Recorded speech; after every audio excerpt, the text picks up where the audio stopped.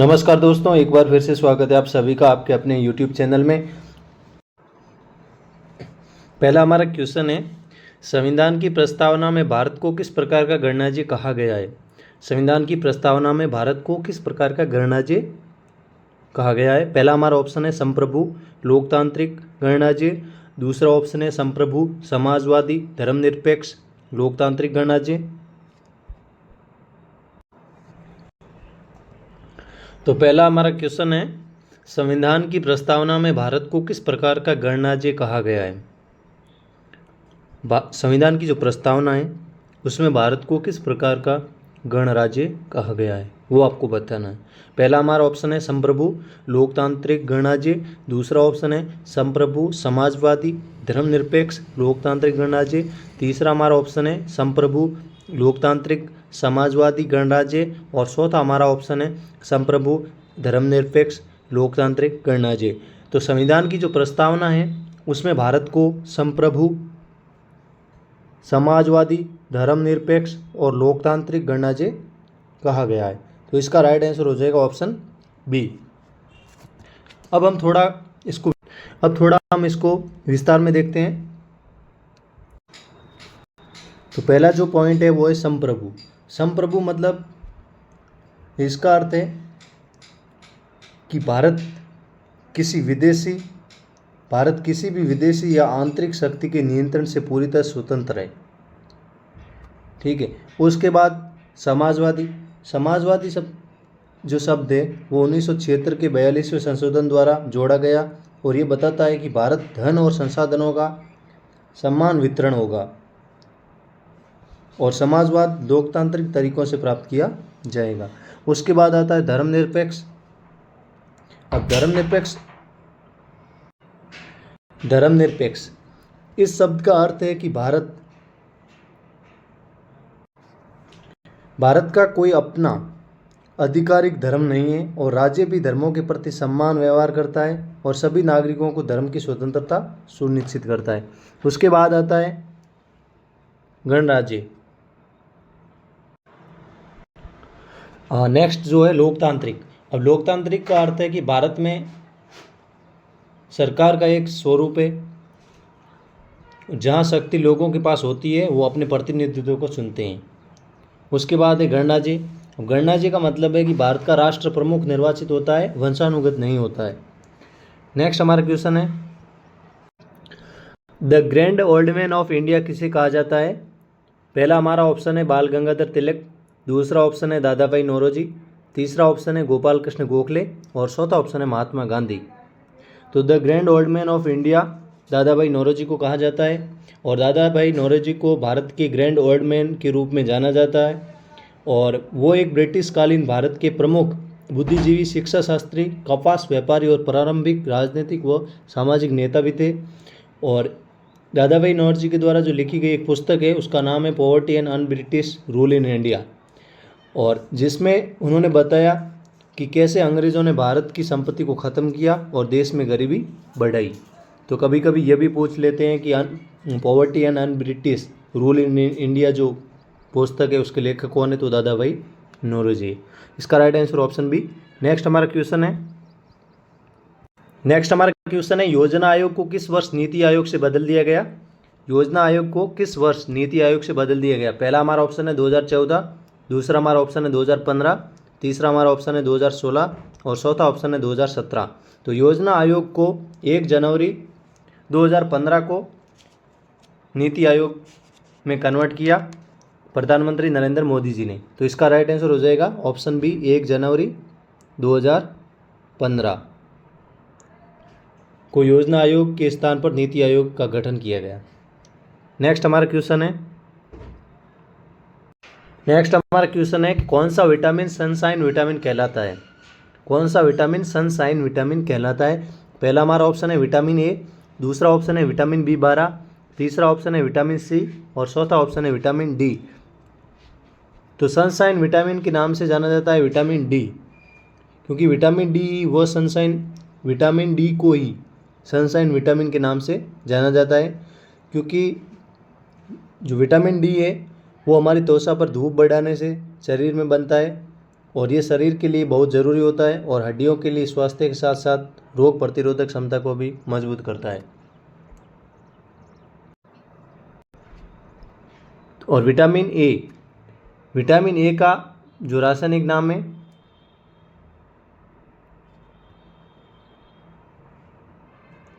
Vitamin A rickets, vitamin A scurvy, vitamin B12 cobalamin,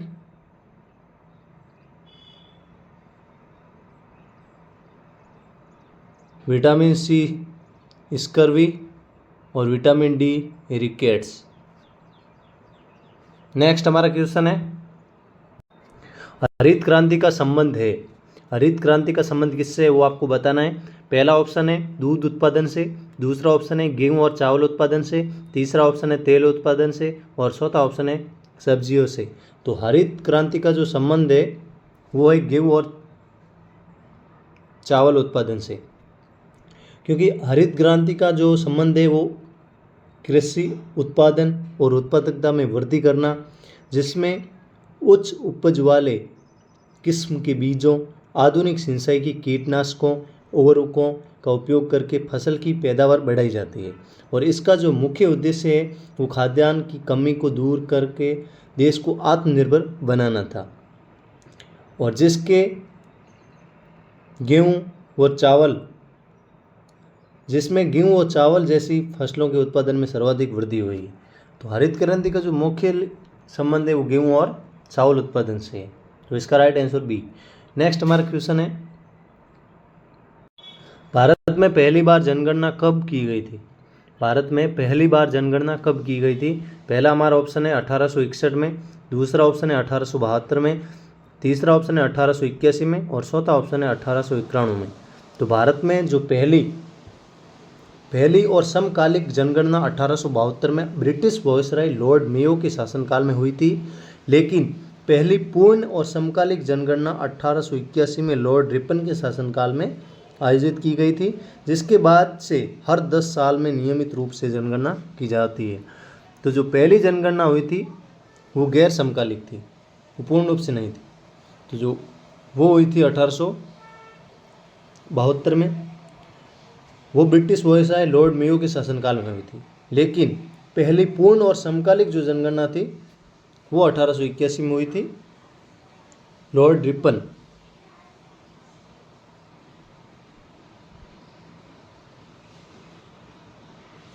Ripon और ये हुई थी लॉर्ड मेयो।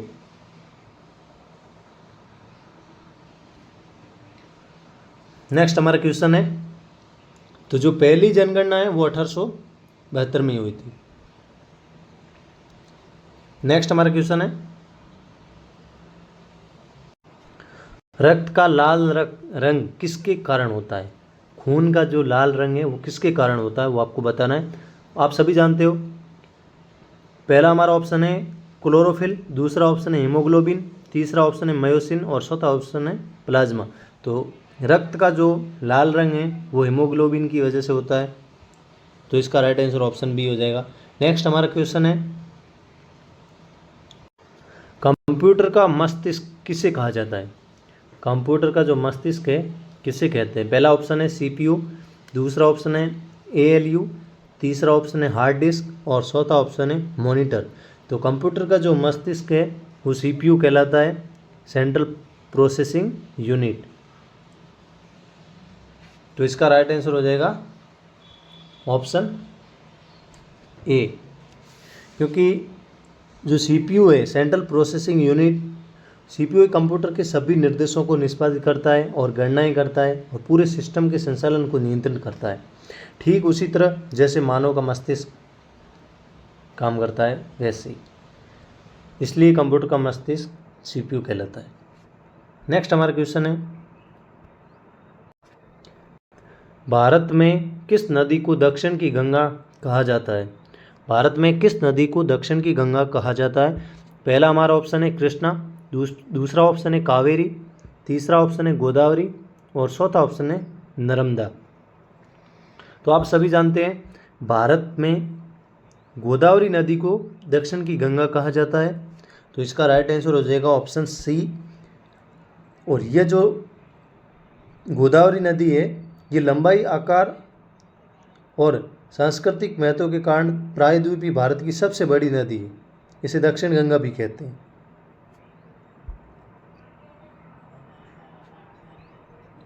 तो इसका right answer option C. Next हमारा क्वेश्चन है, ऑपरेशन फ्लड का संबंध है। ऑपरेशन फ्लड का संबंध किससे है वो आपको बताना है।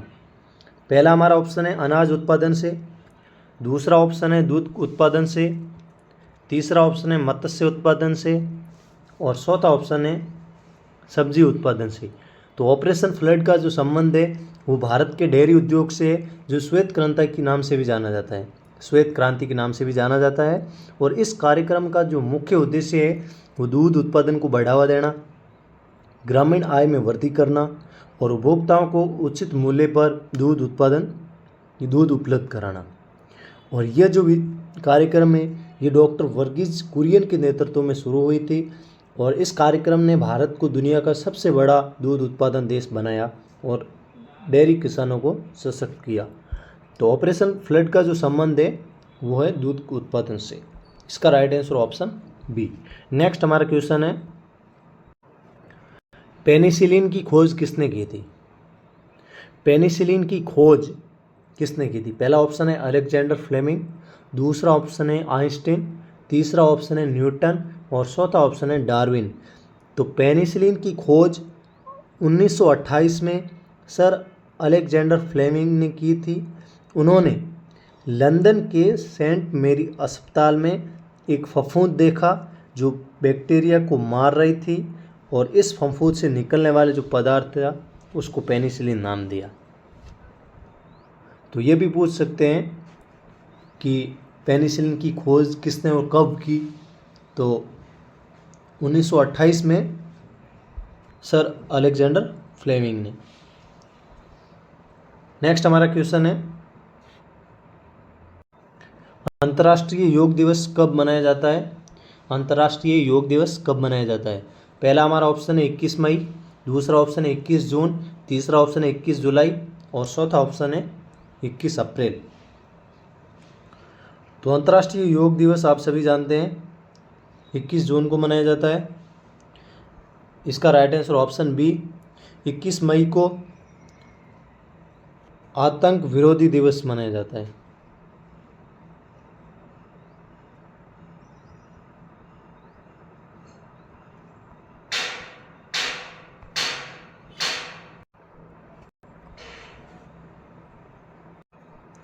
इक्कीस अप्रैल को राष्ट्रीय सिविल सेवा दिवस मनाया जाता है। नेक्स्ट हमारा क्वेश्चन है, पृथ्वी का नीला ग्रह किसे कहते हैं। पृथ्वी का नीला ग्रह किसे कहते हैं। पहला ऑप्शन है मंगल, दूसरा ऑप्शन है बृहस्पति, तीसरा ऑप्शन है पृथ्वी और चौथा ऑप्शन है शुक्र। तो पृथ्वी का जो नीला ग्रह है वो पृथ्वी को कहते हैं। इसका right answer option C. Next हमारा क्वेश्चन है, 1857 के विद्रोह का तत्कालीन गवर्नर जनरल कौन था। 1857 के विद्रोह का तत्कालीन गवर्नर जनरल कौन था। पहला हमारा ऑप्शन है विलियम बेंटिक, दूसरा ऑप्शन है डलहौजी, तीसरा ऑप्शन है कैनिंग और चौथा ऑप्शन है कॉर्नवालिस। तो जो 1857 के विद्रोह का जो तत्कालीन गवर्नर थे वो थे Charles John Canning. Charles John Canning.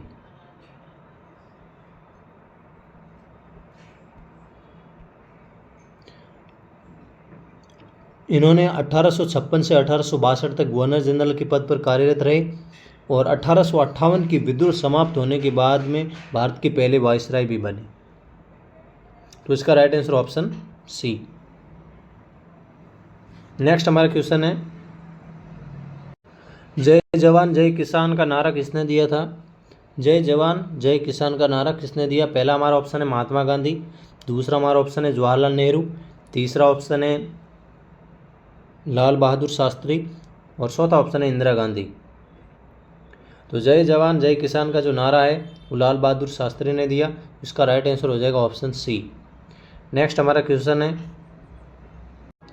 Plassey का युद्ध कब हुआ था? प्लासी का युद्ध कब हुआ था?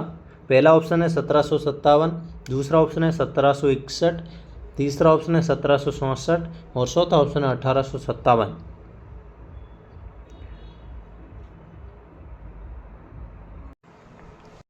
तो प्लासी का जो युद्ध है वो 23 जून 1757 को लड़ा गया था और ये उत्तर पूर्वी भारत में हुआ था, जिसमें रॉबर्ट क्लाइव के नेतृत्व वाली ब्रिटिश इंडिया कंपनी की सेना ने बंगाल के नवाब सिराजुद्दौला की सेना को हराया था।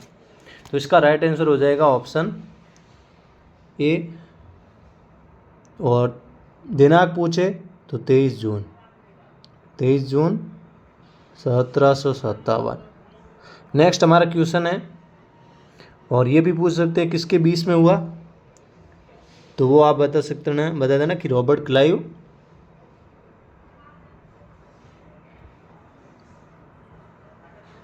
व बंगाल के नवाब सिराजुद्दौला।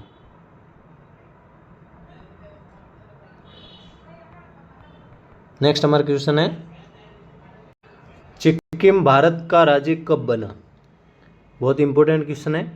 सिक्किम भारत का राज्य कब बना? पहला हमारा ऑप्शन है 1972 में, दूसरा ऑप्शन है 1975 में, तीसरा ऑप्शन है 1977 में और चौथा ऑप्शन है 1980 में। तो सिक्किम जो भारत का राज्य बना था वो 16 मई 1975 को 22वां राज्य बना और ये 37वें संविधान संशोधन अधिनियम 1975 के तहत भारतीय संघ में शामिल हुआ था और जिससे राजशाही समाप्त हो गई और सिक्किम पूर्ण राज्य का दर्जा प्राप्त कर सका। तो दिनांक भी पूछ सकते हैं कि सिक्किम भारत का जो राज्य है वो किस दिन बना था, तो 16 मई 1975। कौन सा राज्य बना था, तो 22वां राज्य बना। कौन से संविधान संशोधन से अधिनियम के तहत, तो 36वें संविधान संशोधन अधिनियम के तहत। नेक्स्ट हमारा क्वेश्चन है,